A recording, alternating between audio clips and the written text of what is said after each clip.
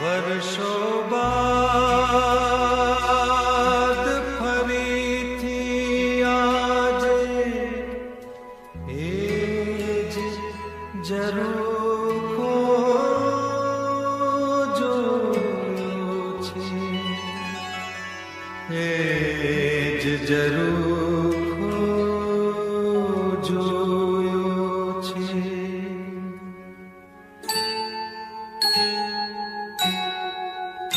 ત્યાં ગીત નથી, સંગીત નથી, ત્યાં પગરવ સાથે પ્રીત નથી, ત્યાં સ્વપ્નાઓના મહેલ નથી ને